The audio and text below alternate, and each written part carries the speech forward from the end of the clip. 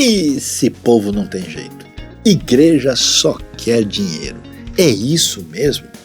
Será que a Bíblia fala sobre esse assunto? O que é que a gente vai fazer com essa situação onde tem tanta confusão? É hora de aprender da Bíblia boa lição com o nosso amigo Saião para o seu coração. Sintonize IBNU, esteja com a gente aí, inscreva-se no canal, aperte o sininho e seja também você um amigo da IBNU, uma comunidade saudável para um mundo melhor.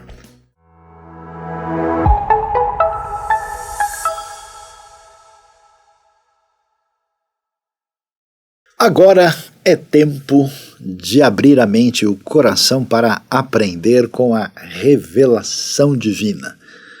O que Deus tem a dizer para a nossa vida, nossa caminhada, o nosso trajeto nessa curta vida, com a necessidade de entender quem nós somos, quem Deus é e quem é o nosso próximo e o mundo onde nós estamos. Por isso, hoje vamos falar de um tema que certamente chama a nossa atenção. Igreja só quer dinheiro. Uau! Que tema é esse? Eu já tenho visto muitas pessoas, ao tentar entender a realidade do sagrado, aquilo que tem a ver com a fé, com a espiritualidade, com a realidade da fé organizada no sentido social e no sentido formal e concreto, muitas vezes numa análise assim um tanto quanto precipitada e imediata, entender que toda a realidade da expressão de fé que atinge milhões, bilhões de pessoas no mundo, muitas vezes é vista apenas do ponto de vista das relações econômicas. Mas será que é isso mesmo? E, aliás, uma pergunta interessante, será que essa questão ela é algo assim exclusivo do nosso contexto social de hoje? A gente que começou a perceber, porque no mundo, por exemplo, existem muitos estados que são oficialmente religiosos e as pessoas da população contribuem assim de uma maneira meio que imediata em relação a isso, nem sempre concordando plenamente com o que está sendo sugerido pelo estado religioso oficial. Mas você vai ficar surpreso quando descobre que essa questão de um ponto de interrogação sobre a relação do sagrado com a questão financeira é discutido na própria Bíblia. Quer ver só que coisa interessante?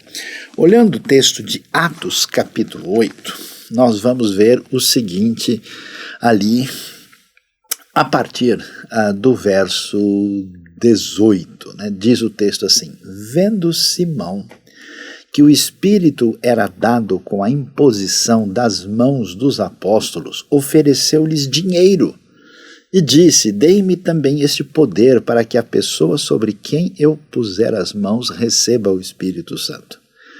Pedro respondeu: pereça com você o seu dinheiro. Você pensa que pode comprar o dom de Deus com dinheiro?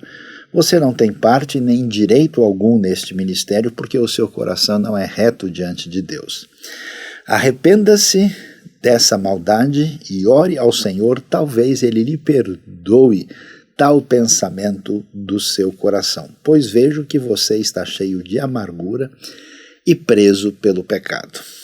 É interessante a gente ler um pouquinho antes, em Atos capítulo 5, algo também dentro dessa mesma temática, logo no início da história da igreja, na comunidade primitiva, inicial dos seguidores de Jesus. O texto diz o seguinte, Atos capítulo 5, um homem chamado Ananias, com Safira, sua mulher, também vendeu uma propriedade.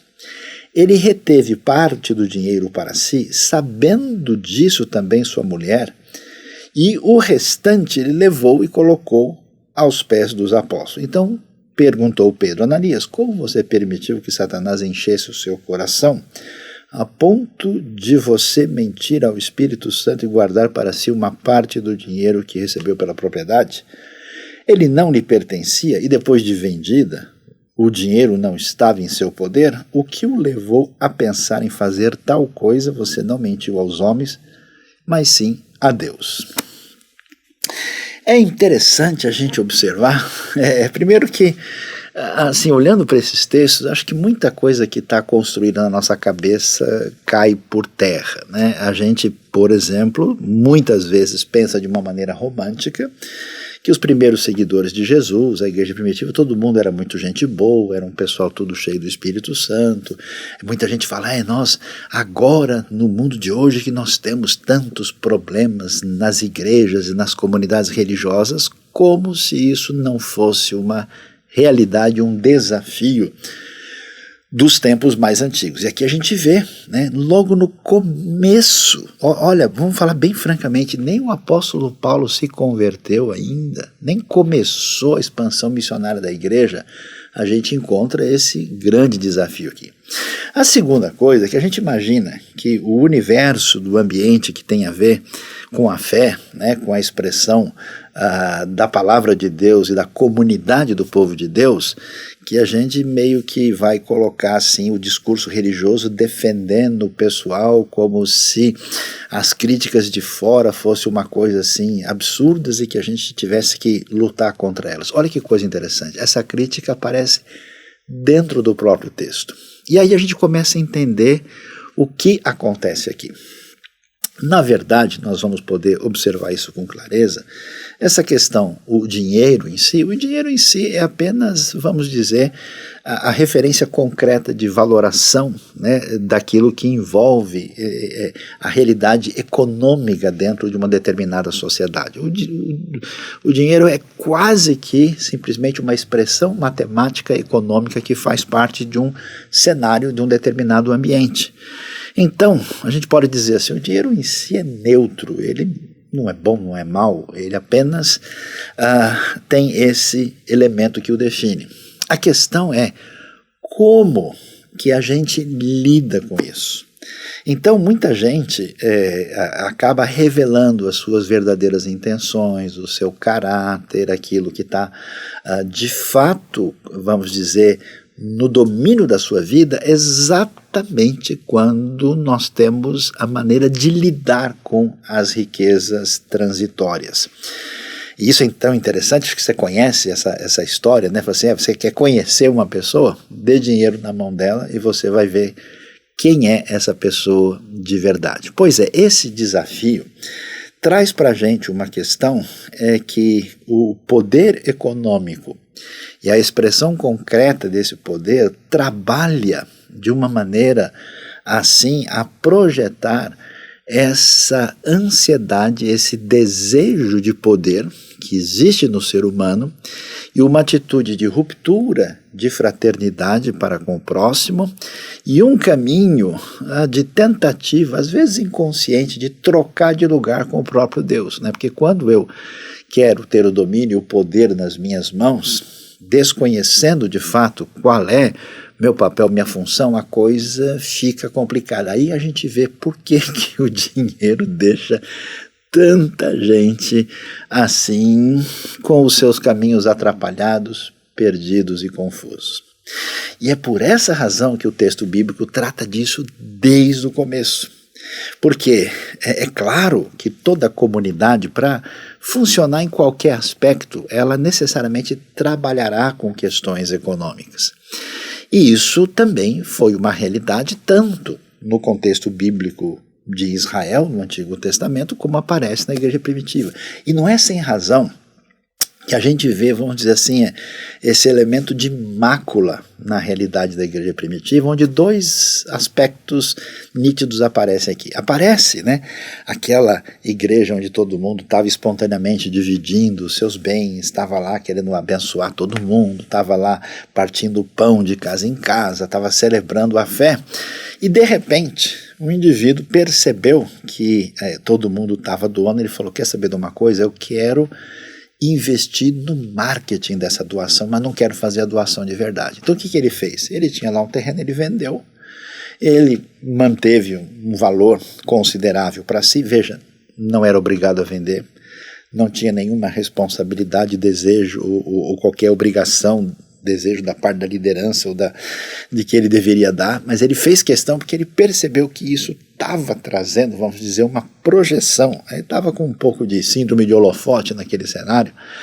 e aí então ele fez de conta que doou tanto, quando na verdade isso não aconteceu. Aí você tem um problema sério que envolve a questão de caráter, onde a sinceridade da pessoa para com Deus e para com a comunidade da fé já não estava sendo a realidade, e essa corrupção aconteceu por essa relação problematizada com o dinheiro.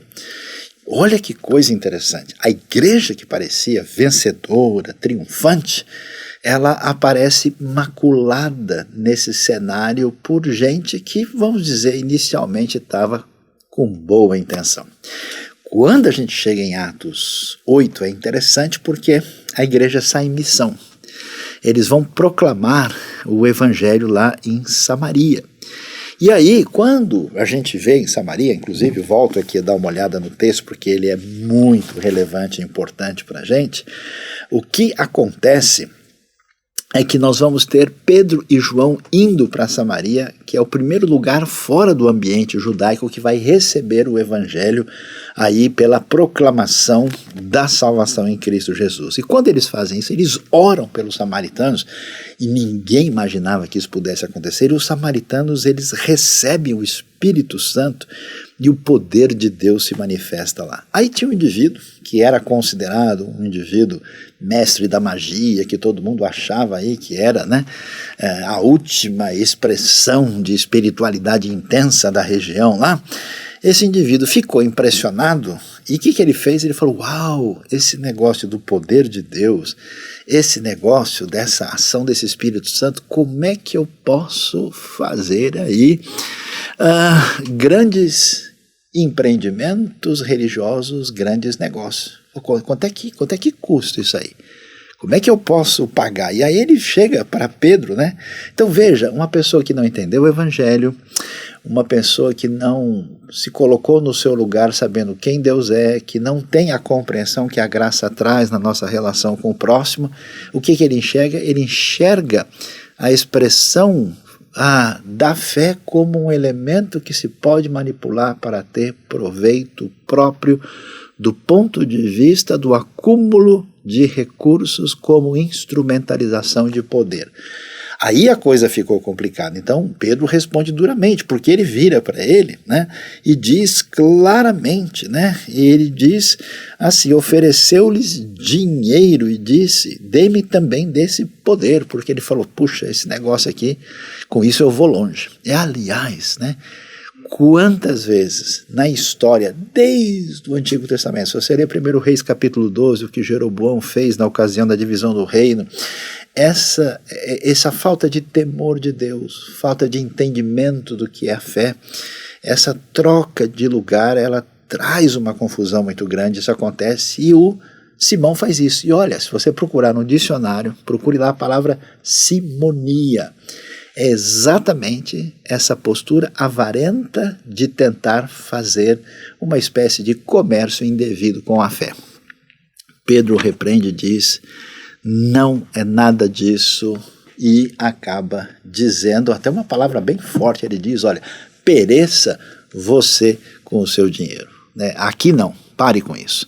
Quando a gente entende isso, a gente começa então a ver que de fato, num sentido negativo, e infelizmente é verdade, que muitas organizações ou pessoas ou grupos religiosos, como a gente sabe, né, eu soube de um grupo religioso que em poucos anos assim acumulou uma fortuna enorme, aí onde o indivíduo que era o líder tinha inclusive frota de carros de luxo, tinha até avião particular, uma coisa assim que a gente imaginaria que seria impensável. E quando isso acontece, a gente vê que, infelizmente, no sentido negativo, é verdade que existe muita gente que se encaixa nessa expressão, igreja só quer dinheiro. Agora, será que a igreja deve querer dinheiro? Num outro sentido, sim, mas como e por quê? Então vamos ver, olha que coisa interessante. A gente abre em 1 Timóteo capítulo 6 e vai ver a orientação bíblica para como é que a gente deve lidar com essa questão que envolve os bens materiais. Diz o texto seguinte, 1 Timóteo 6, versos 6 em diante: de fato, a piedade, uma palavra que quer dizer vida consagrada, espiritualidade, a piedade com contentamento é grande fonte de lucro, pois nada trouxemos para este mundo e dele nada podemos levar. Por isso, tendo o que comer e com o que vestir-nos, estejamos com isso satisfeitos. Os que querem ficar ricos caem em tentação, em armadilhas e em muitos desejos descontrolados e nocivos que levam os homens a mergulharem na ruína e na destruição. Pois o amor ao dinheiro é a raiz de todos os males. Algumas pessoas, por cobiçarem o dinheiro, desviaram-se da fé e se atormentaram com muitos sofrimentos. Uau! Aí a gente começa a entender o enfoque bíblico, como de fato essa relação indevida, inadequada com os bens materiais pode de fato complicar a nossa vida. Mas ouvindo 1 Timóteo aqui, fica claro, não sei se você entendeu direito, é bom prestar atenção no detalhe. Veja que o texto não diz que o dinheiro é a raiz de todos os males ou de toda espécie de mal. Diz exatamente que o amor ao dinheiro. Então, quer dizer, nós devemos amar a quem? A gente deve amar a Deus sobre tudo e ao próximo como a nós mesmos. Então, quando a nossa relação com o dinheiro ela está sintonizada com a realidade, quem nós somos, qual é o nosso papel, porque no final das contas todos os recursos, em última instância, do mundo criado pertencem a Deus, e nós precisamos ver como é que a gente utiliza isso de uma maneira que abençoe a nossa vida, da nossa família, abençoe a comunidade e honre e glorifique a Deus. Quando a gente entende isso, a gente percebe quão problemático é a ilusão que a pessoa cria de colocar, vamos dizer, o seu afeto maior, né? A sua relação profunda de dedicação, digamos assim, das suas entranhas, do seu coração mais profundo, da sua mente naquilo que envolve os recursos materiais transitórios e o próprio dinheiro em si. No fundo, se você prestar atenção, a pessoa não está fazendo nada disso pelo dinheiro. O dinheiro é uma maneira de adorar a si mesmo. É a maneira de se colocar no centro do mundo. Quando a pessoa não está bem emocionalmente, espiritualmente, inclusive a mente dela vive viajando. Ela vive dominada por esse senso de poder. Ela quase não pode nem descansar a mente, né? Você vê o nosso mundo marcado pelos workaholics. Esse mundo marcado por uma série de executivos de alto padrão que precisam fazer tratamento assim intenso por causa das suas emoções danificadas, em parte pelo trabalho excessivo, em parte por um excesso de preocupação com responsabilidade, mas em parte por uma ansiedade indevida de quem colocou os recursos transitórios no lugar onde não deve estar. Então a gente precisa entender direito, né? Onde é que está o lugar dessa questão que envolve o dinheiro e como é que a gente lida com isso. Alguém pode pensar, então já sei, já que o dinheiro é um problema, o negócio é a gente viver da maneira totalmente distanciada dessa realidade física, material e econômica.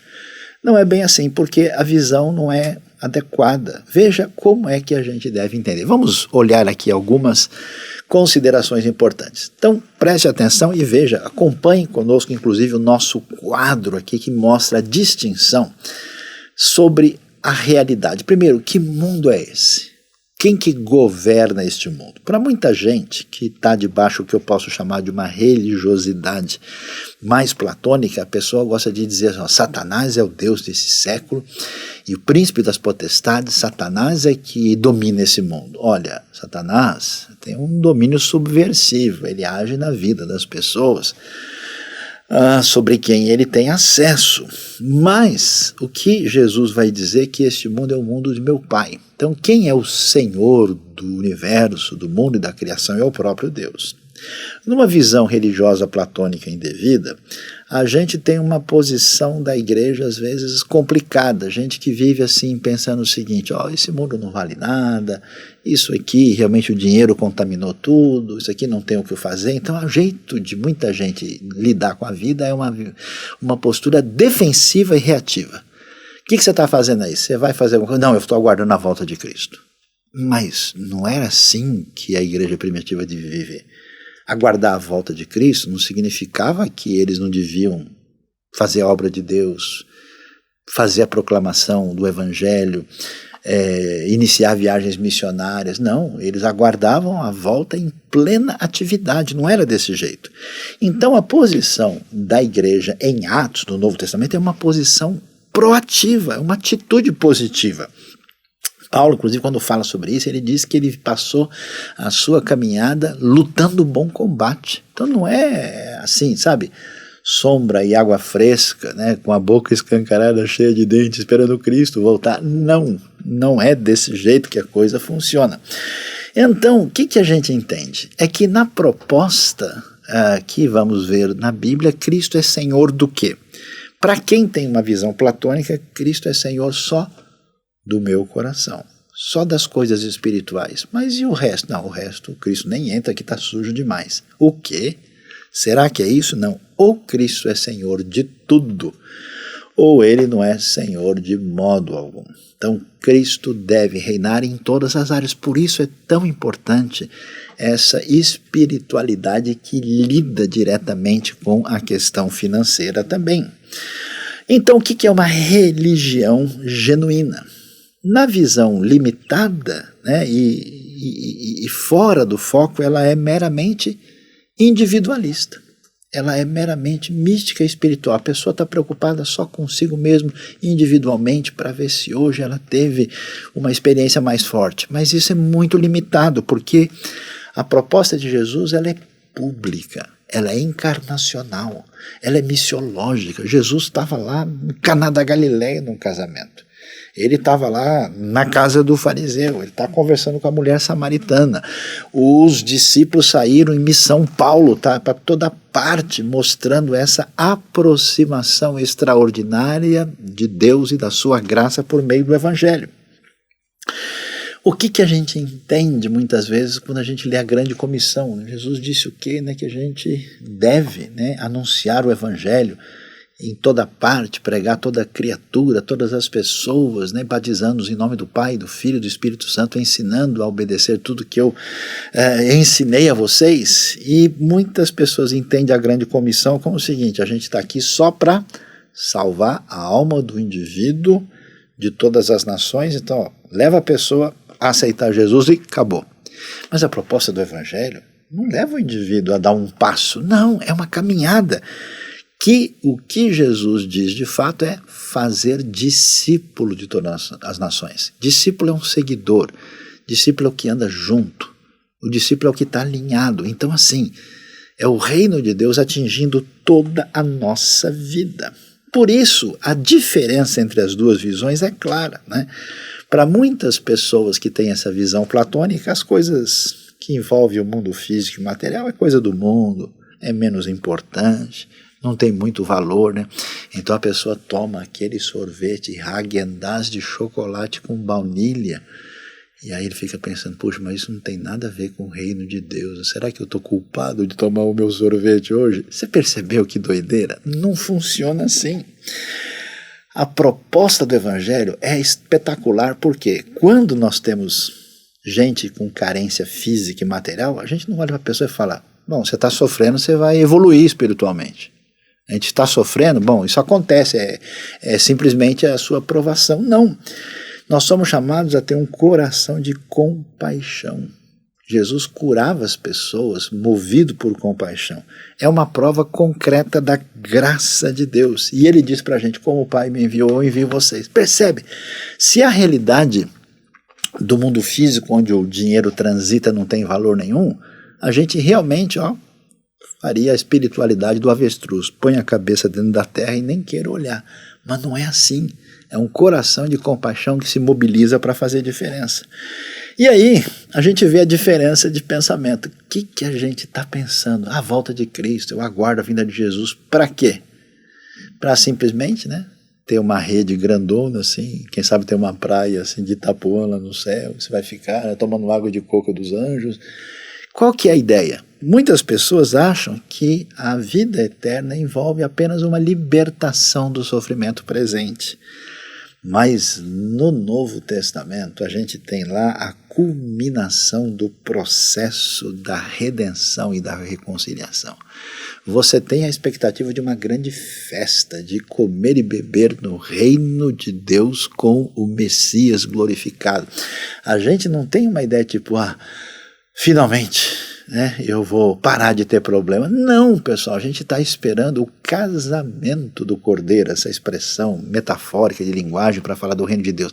Então você viu como o negócio é de outro jeito? Se a gente não entender isso, não tiver essa base, a gente sempre vai fazer bobagem com o dinheiro. A gente não vai entender como lidar com essa realidade na nossa caminhada de fé. Uma vez que a gente entende essa realidade, de que tipo de visão de mundo a gente tem, se está sintonizada com uma proposta mais clara das Escrituras e dos ensinos de Jesus, a gente vai aprender a lidar com o dinheiro.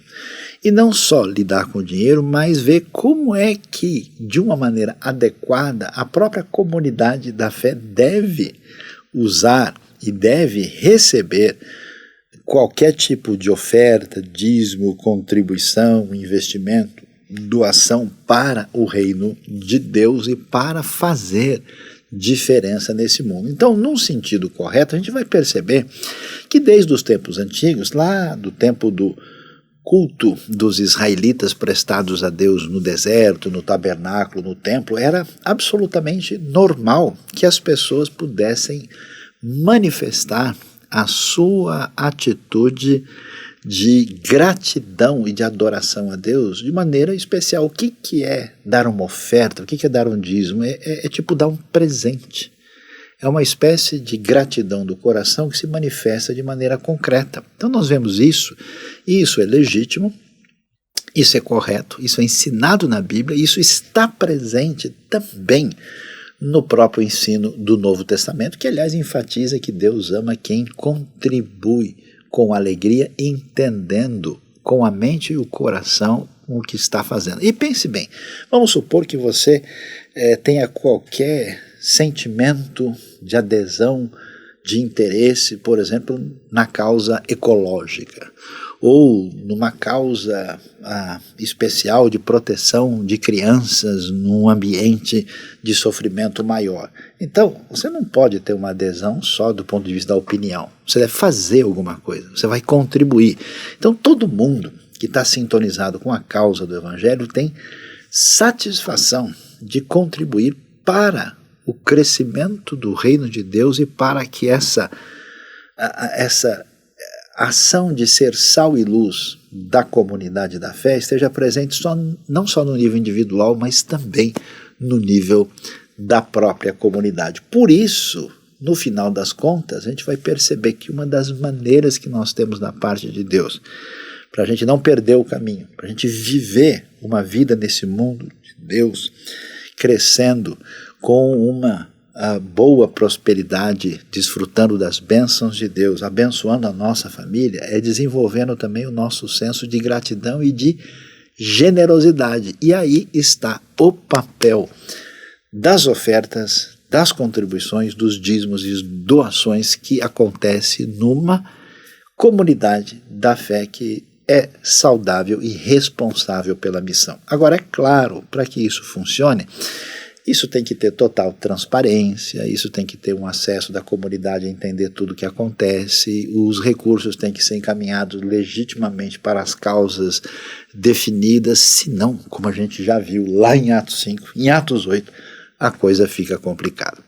Então vamos ver aqui alguns princípios fundamentais e essenciais que envolvem essa área de contribuição. Que princípios nós temos para a vida na hora de falar sobre a relação com o dinheiro?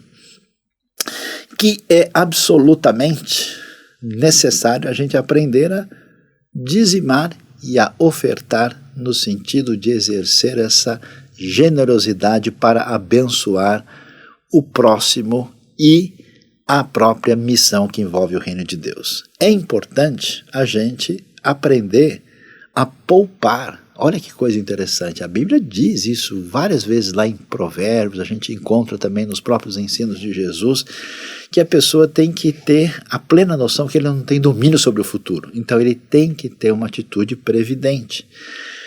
Nesse mundo de Deus, com a nossa capacidade, inteligência, talentos e dons, e com a realidade à nossa volta, nós precisamos crescer. E como se faz isso? Estudando e trabalhando. Toda pessoa que é um bom, vamos dizer, servo de Deus no sentido pleno da palavra, vai desenvolver sua capacidade para ser um canal de bênção. A pessoa, ao mesmo tempo que trabalha e estuda, precisa alinhar suas emoções. É importante a gente aprender a sossegar em Deus. Esse é o problema. A pessoa começa a trabalhar muito, estudar muito, fazer um monte de coisa e tal, e entra no mercado, desenvolve a profissão e a cabeça dele começa a perder o compasso.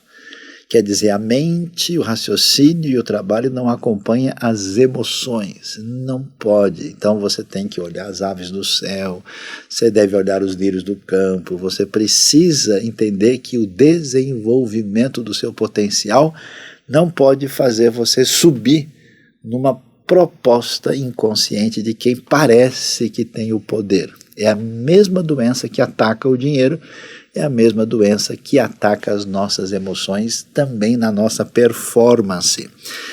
É necessário investir na obra de Deus. O que é importante para você? O que vale mais? Tudo que vale mais para a gente gasta o máximo que a gente tem. Eu conheço pessoas por que colecionam selos antigos. Se você falar para essa pessoa, olha, sabe aquele selo especial que custa $100 mil? Então, tem um indivíduo lá na França que tem um selo desse. O sujeito pega o avião, vai lá na França, vai visitar e, se possível, vai adquirir um pequeno selo por causa do valor que isso tem para ele. Então a pergunta é, o que é prioridade? O que tem mais valor? Se eu sou discípulo de Jesus, com certeza investir no reino de Deus tem prioridade para mim.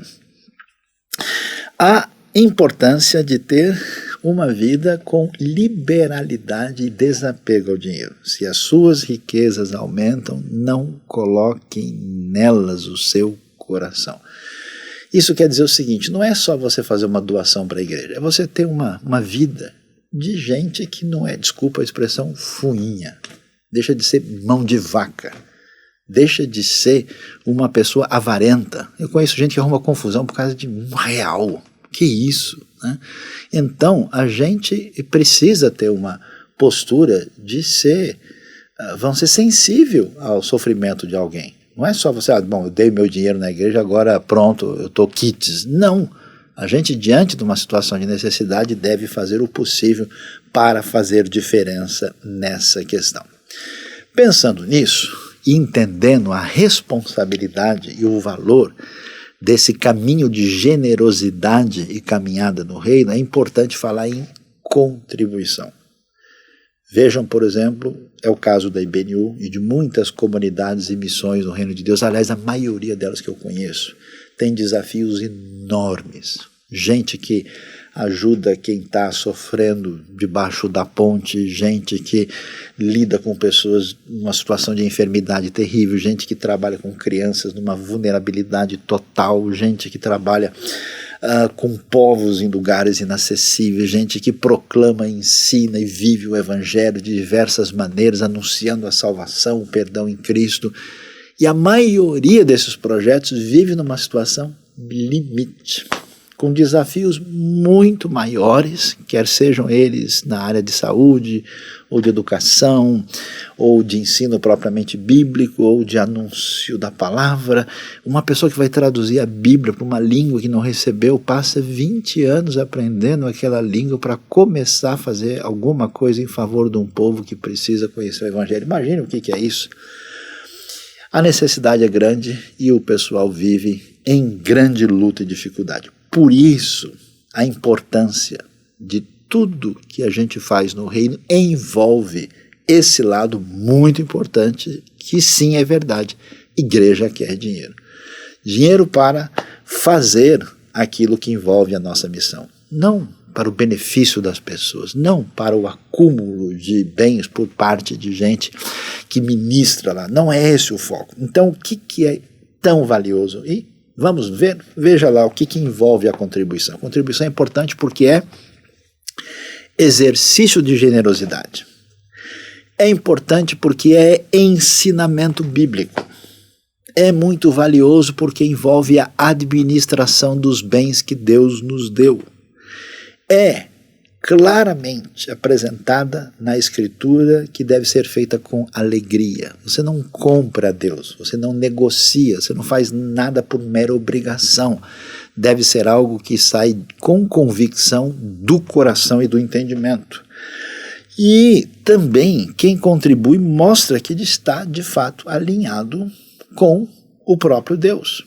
Às vezes eu vejo muita gente falando, dando opiniões sobre o que acontece aqui e ali no mundo, nesse momento aqui e lá, e a gente pergunta, pois é, nós estamos ajudando essas pessoas, você quer contribuir de alguma maneira? Ah, não, aí a conversa termina. A gente pensa, peraí, mas será que a pessoa realmente está interessada em ajudar a questão, ou ele está só gastando o tempo livre para dar opinião sobre o que muitas vezes nem conhece? Contribuir é investir no reino, é colocar ali sementes que vão florescer de maneira extraordinária no reino de Deus, e é principalmente manifestação de compaixão e graça. Veja bem, graça é favor imerecido. Deus nos deu aquilo que a gente não merecia e nem teria. E aqui a gente vai ver que quando você contribui financeiramente para uma causa, quando você dá um dízimo, uma oferta, uma contribuição, uma doação, você está fazendo a mesma coisa de maneira concreta, aí em sintonia com a verdade do Evangelho. Então a gente muda um pouco esse assunto quando fala de dinheiro no reino de Deus, esse serviço que é apresentado pelas vias econômicas, que, ao contrário do que as pessoas pensam, assim, olha, eu vou contribuir para ver se eu ganho uma bênção, eu vou fazer uma doação, quem sabe Deus tira a minha dor do pé, eu vou ver se eu dou um dinheiro lá na igreja, quem sabe diminui as brigas de família. Não, na verdade, quem contribui nunca contribui para ser abençoado. Essa pessoa contribui porque ela é abençoada, é a verdadeira bênção da prosperidade. Olha só, o próprio ensino de Jesus, lembrado por Paulo, em Atos 20, versículo 35, diz o seguinte: lembrando as palavras do próprio Senhor Jesus, que disse a maior felicidade em dar do que em receber. Difícil para a gente, estamos numa sociedade que sempre diz, você precisa ter uma TV último tipo.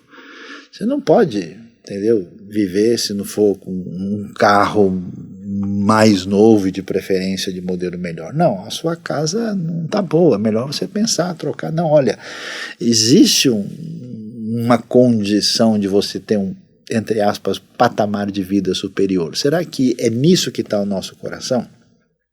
Nada é mais extraordinário e preenchedor quando você faz alguma coisa em favor de alguém e isso muda beneficamente a vida daquela pessoa. Isso preenche mais do que qualquer bem transitório que você venha a ter. Então a gente, faz a seguinte pergunta: ok, que coisa boa, a gente deve atuar, a gente deve trabalhar no reino de Deus, a gente deve fazer diferença, a gente deve ser generoso, a gente deve então contribuir, o dinheiro em si não é um problema, o problema é o gerenciamento errado das emoções e do coração com o dinheiro, a nossa vida.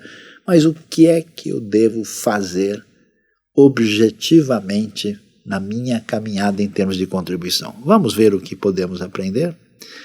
Alguns conselhos básicos: contribua periodicamente. Porque se qualquer igreja, missão, comunidade tem um projeto e você contribui no dia que dá na telha, claro que vai faltar. Tem gente que dá 5 minutos e a pessoa fala, hoje eu vou dar uma oferta. E aí a oferta vai para ajudar o orfanato X. E aí a pessoa passou a dor de barriga, aí ele fala, não, quando for em dezembro, quando chegar o 13º, eu dou mais alguma coisa. E o que o pessoal vai fazer nesse período? Então, a contribuição periódica é importante. Contribui de modo pessoal. Não é uma máquina. Não vamos fazer a pasteurização da fé. Não vamos fazer simplesmente um elemento mecânico que roda. Não. A sua contribuição é um ato de adoração a Deus e de entrega a Deus e benefício para o próximo. Então, cada vez que você for fazer qualquer contribuição para qualquer causa ligada ao reino de Deus, faça a sua oração, apresente o seu coração e diga, Senhor, abençoe. Até porque o nosso dinheiro não tem poder de fazer nada. Aliás, até por qualquer coisa que a gente não tem controle, a coisa pode se perder. Né? E, na verdade, é a semente abençoada por Deus que floresce de maneira extraordinária. E a contribuição sempre deve acontecer na nossa vida como prioridade. Porque vamos ser sinceros, a nossa sociedade, que o tempo todo, né, eu pego às vezes o meu celular e olho assim, olha, oferta não sei do que, olha, isso aqui como é que é? Black Friday, né? E às vezes você tem Black Friday e conta vermelha depois, né? Então a pessoa vai isso, tal. Aí quando a pessoa fala, sabe, esse mês não sobrou muita coisa, mas manda lá R$10 para a igreja para não ficar no vazio. Não, a contribuição precisa ser prioridade. E contribua de maneira premeditada. Né? Você pensa antes, para não deixar de última hora, porque senão você não vai conseguir realmente fazer, as coisas acabam escapando do controle. E, veja bem, há pessoas que dizem o seguinte, olha, esse projeto aqui que cuida de crianças deficientes, olha, esse projeto aqui que ajuda leprosos, olha, essa missão aqui para o interior da Ásia, sou eu que contribuo mais. Então é o seguinte, eu vou dizer que você é realmente o dono do pedaço? Você tem recurso porque Deus te permite ter. Amanhã, se ele falar, a sua saúde não vai mais funcionar, acabou.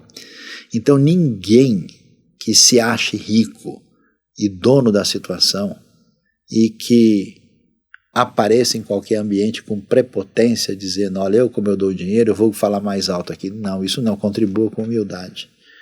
Porque, na verdade, o recurso é de Deus. Então, todas as pessoas que Deus tem abençoado, de alguma maneira, com formação, com um grande crescimento na sua caminhada histórica, precisam entender que generosidade rima com humildade. E, para a gente poder caminhar adequadamente, é importante a gente entender também que a gente precisa ter equilíbrio na nossa caminhada de contribuição. Então, eu conheço muita gente que, nos dias confusos de hoje, a pessoa diz que ele está em tudo quanto é lugar e, na verdade, não está em lugar nenhum. Ou seja, ele não tem uma ligação com a comunidade da fé na qual ele cresce, aprende e contribui. Ou seja, o conselho bíblico, a partir de Gálatas 6,6, 1 Timóteo 5,17, contribua com a igreja local da qual você faz parte. Porque não faz sentido, né, você estar usufruindo de uma comunidade de fé, crescendo e aprendendo, vamos dizer, contribuindo com uma coisa que não tem nada a ver. Eu conheço gente que está lá, às vezes, num ambiente onde a igreja tem muita necessidade e o sujeito resolve contribuir por uma outra causa. Tudo bem, é compreensível, às vezes tem uma necessidade específica, tem uma situação diferente, mas de modo geral, se todo mundo de uma comunidade não tiver unido e não colocar, né, arregaçar as mangas e fizer diferença, os projetos ficam comprometidos. Mais atenção, 1 Timóteo 5,8 diz um negócio que chama atenção. Diz que aquele que não cuida da sua própria família é pior do que o descrente. E eu conheço algumas pessoas até sinceras, de bom coração, que querem fazer de tudo e doar tudo para a igreja e falta em casa. Como assim? Então não é possível que a gente tente ser generoso lá fora e não fazendo o mais básico, essencial, fundamental dentro da própria realidade familiar. O conselho bíblico é cuide e contribua com a sua própria família. E, olha que coisa interessante, a gente diz, bom, eu vou ajudar o fulano lá porque ele é da igreja. Ah, é? É só gente da igreja que a gente ajuda? É só quem está na mesma página? Não, a gente deve ajudar os necessitados, mesmo que sejam pessoas, e principalmente pessoas que nem podem devolver nada. Você vai ver isso em Gálatas 2:10, em Provérbios 21:13, capítulo 28, verso 27, né? Aquela ideia clara que aparece lá em Tiago 1:27, né? De religião verdadeira é visitar órfãos e viúvas nas suas tribulações. A gente deve mostrar para quem está numa situação muito complicada de necessidade, mostrar a mão de misericórdia. Então, o que a gente descobre?